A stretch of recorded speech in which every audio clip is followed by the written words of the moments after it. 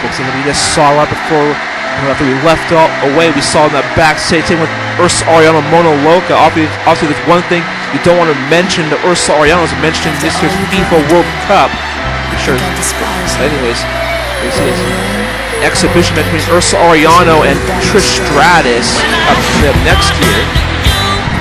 The following contest is scheduled for one fall.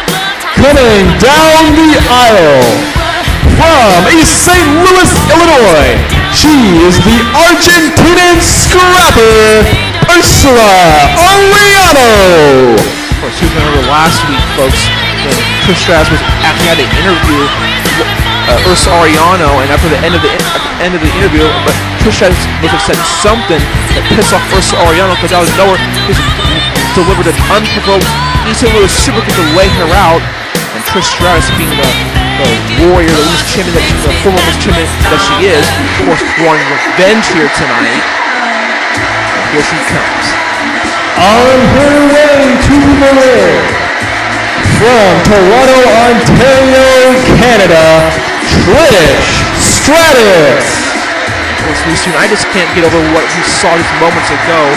When we saw Laura Hardy and Regina back with each other in this match with Stacey Hardy, basically forcing Stacey Hardy to compete tonight against Athena in this match with this stupid-ass stipulation that's totally unfair, by the way, where anytime Athena and Stacey Hardy, if they receive a maneuver to them, then Regina will deduct $250 from their annual salary and just hand it to Laura Hardy. That's just asinine, folks. I mean, does your boss ever do stuff like that to you? No. This is Regina's abusing her UWA management powers. I hope the enforcer or whoever the powers that be may be do something about this crap. And stuff like that was, well, I mean, I kind of dread what's going to happen after Pandemonium if Regina and Al Gore, if they're actually victorious in that triple threat match where the winners, as Al Gore takes on Filmo and the Enforcer, the winner gets to be the sole owner of the UWA. Al Gore's victorious in that match, folks. I don't even want to think the possibility what they're going to do to the UWA.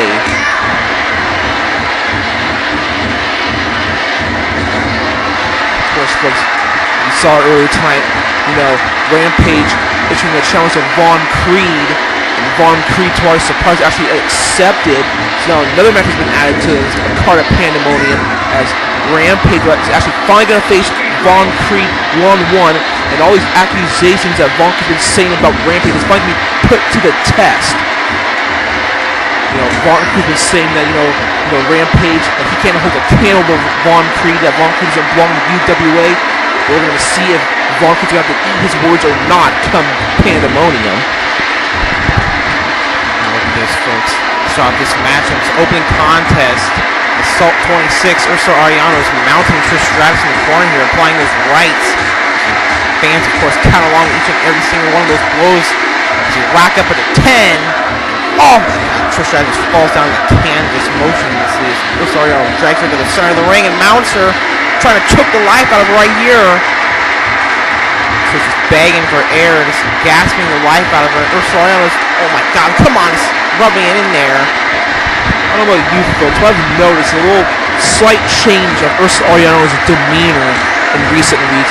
Ever since, losing, not losing an opportunity at the Double X Championship, from Araceli, and of course, all that controversy involving her and Mono Loca, and of course, Ursa Ariano's, relationship with her sister Olivia, like all this is culminating in, seems to change Ursa Ariano's personality ever so slightly. Of course, when Ursa Ariano not quite the same as, so far this year has been good for Ursula so far. And just like that, those sick punches to Trish Stratus, and in the past, Ursa Ariano or Trish Stratus has never taken vicious punches like those before. And Ursa Ariano, look at this. See, this is what I'm talking about. Look at this. Oh, it's measuring Trish Stratus, following that vicious right hand. And look at this. Trish Stratus barely able to get up from it. Oh, look at this. Oh, look at that East St. Louis super kick. That's gotta be it for Trish Stratus right there. You might as well call that the Buenos Aires super kick now that she's living now that she's residing in Argentina now. But look at this. And that's all she wrote. Ursa Ariano making quick work of Trish Stratus here. Definitely sending a message to her four opponents for the doubles championship at Pandemonium. Here's your winner, Ursa Ariano.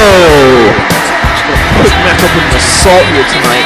Remember, folks, that doubles championship scramble match held at Pandemonium as Araceli will defend her championship against the likes of Mona Loca, Olivia Ariano, Erin Emian, plus Ursa Ariano.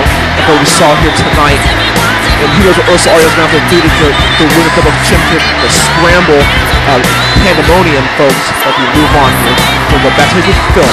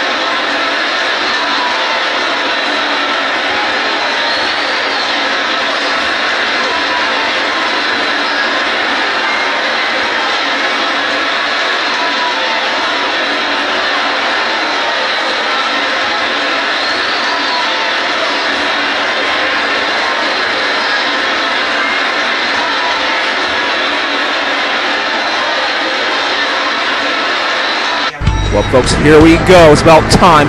Al Gore, for the first time in UWA history, will be in one-on-one action. The following contest is scheduled for one fall. Now approaching the ring, being accompanied by Regina from New York City. He is the sole man who is out to educate the entire world about the truth of global warming. Al Gore! Of course, Filmo putting a lot of pressure on Luke Fowler here tonight. And of course, Filmo, you know, like everyone else at home, does not want to see Al Gore go over here tonight.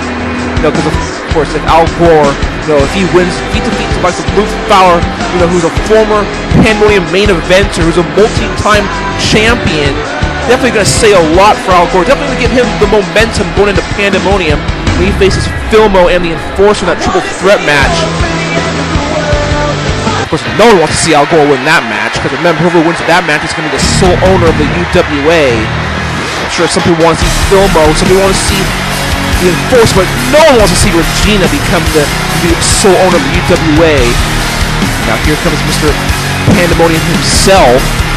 Coming down the aisle, being accompanied by Ross River Mitchell. From Portland, Oregon, he is the ace of spades, Luke Fowler.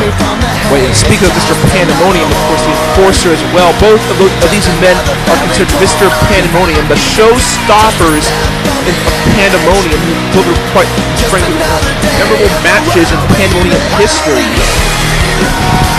Fowler and Ross River Mitchell being part of that Pandemonium 10-team invitational for the UWA Tag Team Championship, as we saw, you know, because of Luke Fowler's decision to Ross, Michael has now been released from UWA, and we wish Michael the best of luck in his future endeavors. And folks, I remember seeing word that, wait a minute, New Steve and I are ordered to leave the broadcast business right now as we speak. Very well. Okay, let's go. Get out of here, New Steve, and do your damn job.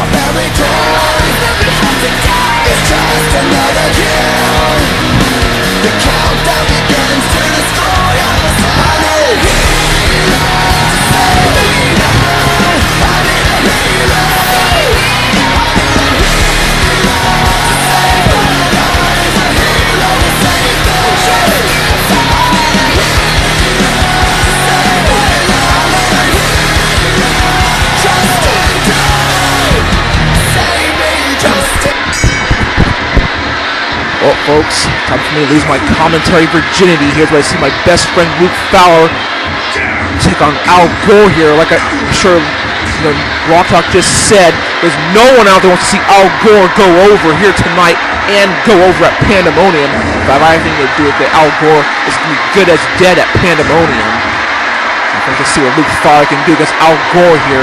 And I don't even know what my sister thinks that Al Gore is going to carry her ass to win at Pandemonium. I mean, come on, folks.